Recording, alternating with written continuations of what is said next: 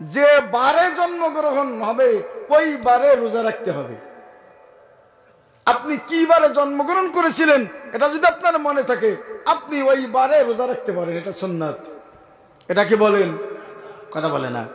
কারণ নবীজি সাল্লাল্লাহু আলাইহি সাল্লামকে জিজ্ঞাসা করা হয়েছিল, সাইয়্যিদুনা রাসূলুল্লাহ সাল্লাল্লাহু আলাইহি সাল্লাম আনিস সাওম ইয়াউমাল ইসনাইন, সোমবার দিন রোজা রাখা সম্পর্কে জিজ্ঞাসা করা হয়েছিল। নবীজি বলেন, ফীহি উলিদতু ওয়া ফীহি উরসিলতু, এই সোমবার দিনই আমি জন্মগ্রহণ করেছি, এই সোমবার দিনই আমি নবী হিসাবে আনুষ্ঠানিকতায় ভূষিত হয়েছি। আল্লাহ তাআলা এই সোমবার দিন আমার পরে কোরআন নাজিল শুরু করেন।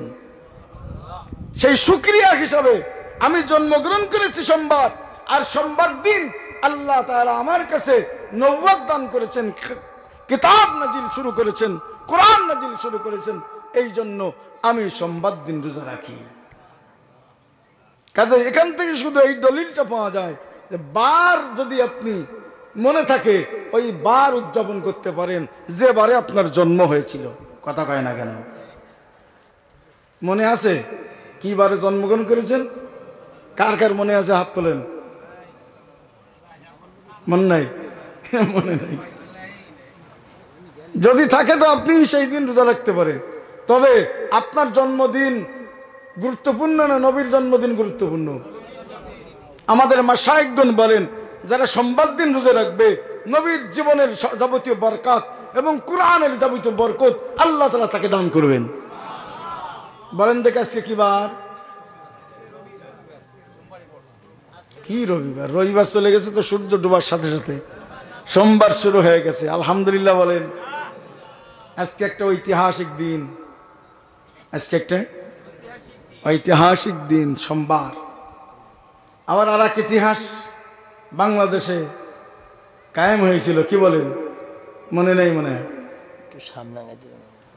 2013 সালে শাপলা চত্বরে এক রক্তময় ইতিহাস রচিত হয়েছিল। কথা মনে নাই? বলে গেছেন নাকি? আজ সেই 5ই মে। কি বলেন? 5ই মে কোনো রাজনৈতিক দিবস ছিল না। 5ই মে 13 দফা দাবি নিয়ে সরকারের কাছে উপস্থাপন করা হয়েছিল।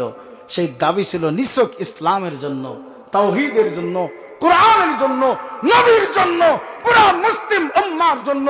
এদেশের 90% মুসলমানের এই পবিত্র ভূমি, যেখানে লাখ লাখ মসজিদ, লাখ লাখ মাদ্রাসা, লাখ লাখ উলামা মাশায়েখ, সেখানে ইসলামী শিক্ষা নিয়ে আজকে চক্রান্ত ষড়যন্ত্র শুরু হয়েছে।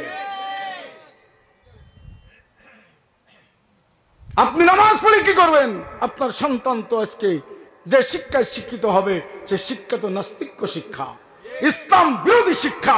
এই জন্য আপনাকেও কথা বলতে হবে। শুধু আলেমরা কথা বলবে না, গার্জিয়ানরা কথা বলবে, প্রত্যেক মুসলমান কথা বলবে, কওমি আলারা কথা বলবে, আলী আলারা কথা বলবে, জেনারেল শিক্ষিত যারা তারাও কথা বলবে, কারণ তারাও মুসলমান। কথা কয় না কেন?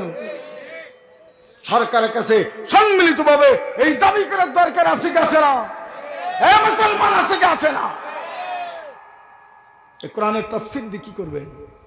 আপনার সন্তান তো ওখানে যে যা শিখবে, মুসলমান থাকার কোনো কথা না। আজকে ধর্মীয় পুস্তকে, ধর্ম শিক্ষায় দেবদেবীর ছবি কোথায় আছেন বলেন? আপনি আপনি তাহাজ্জুদ নিয়ে আসেন, পাগড়ি নিয়ে আসেন, জিকির তাসবিহ নিয়ে আসেন। আপনার সন্তান তো ওখানে যে আজকে বদ্দিন হয়ে যাচ্ছে, আজকে সেখানে গিয়ে আজকে নাস্তিক্য শিক্ষার দিকে ধাবিত হবে। এর কি কোনো বই ব্যবস্থা আপনাকে আমাকে করা লাগবে না? মুসলমান, এটা আমাদের কোনো রাজনৈতিক দাবি নয়। আমরা ক্ষমতার কথা বলছি না। যারা ক্ষমতায় আছেন তারা ক্ষমতার সঠিক ব্যবহার করেন। একটু জিকির করেন, লা ইলাহা ইল্লাল্লাহ। একটু এগিয়ে আসেন, লা ইলাহা ইল্লাল্লাহ, লা ইলাহা ইল্লাল্লাহ, লা ইলাহা ইল্লাল্লাহ, লা ইলাহা ইল্লাল্লাহ, লা ইলাহা ইল্লাল্লাহ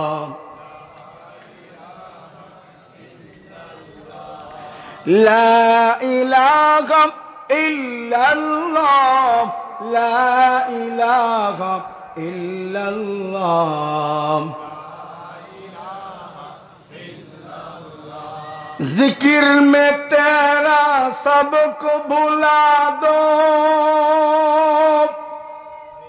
जिक्र में तेरा सबको भुला दो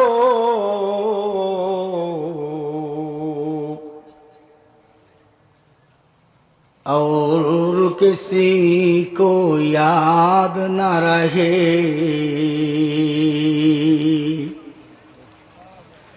तुझ पे सब घर बार लौटा दो खाना ये दिल आबाद रहे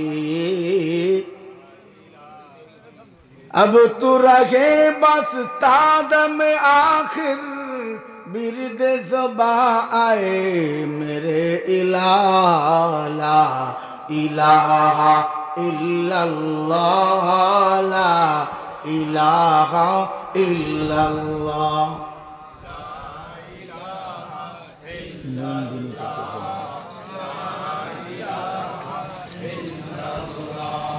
ला इलाहा इल्लल्लाह मुहम्मदुर रसूलुल्लाह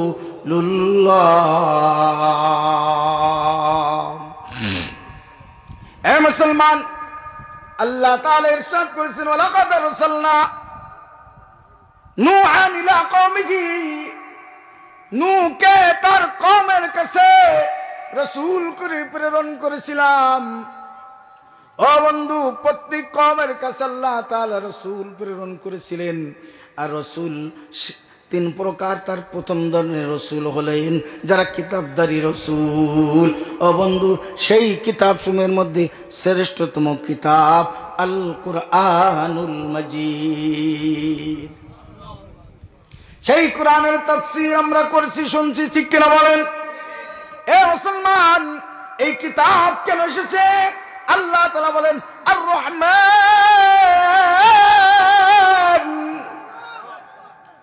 আল্লামাল কুরআন খলাকাল ইনসান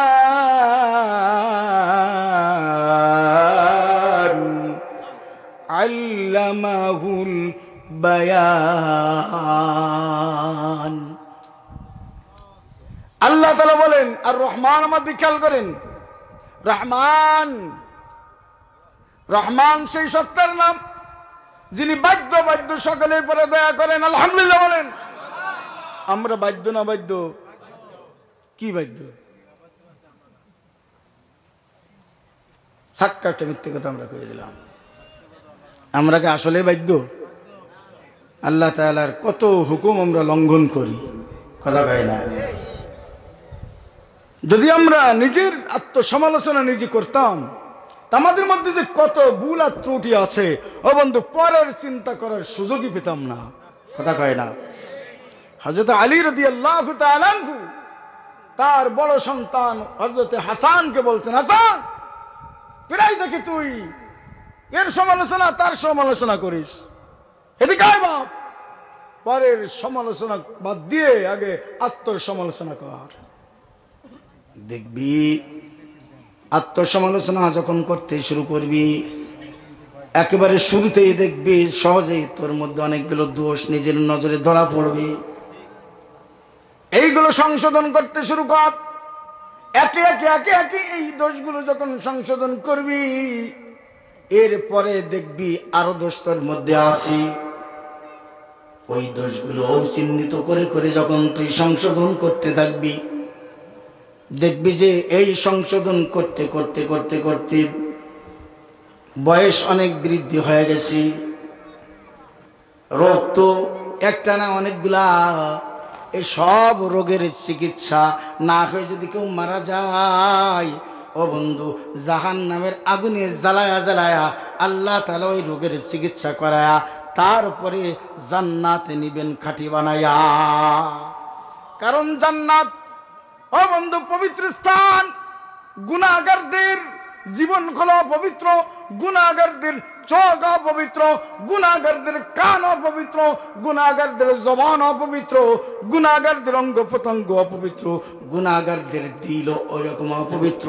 আল্লাহ তাআলা বলেন ইয়াওমা লা ইয়ানফাউ মালু ওয়ালা বানুন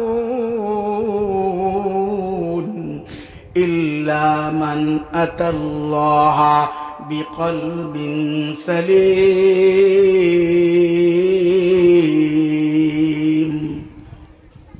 আল্লাহ তাআলা বলেন কাল হাসরের ময়দানে অসুস্থ অন্তর নিয়ে যদি কেউ আসে, সে কিন্তু বাঁচতে পারবে না, জাহান্নাম ছাড়া উপায় হবে না।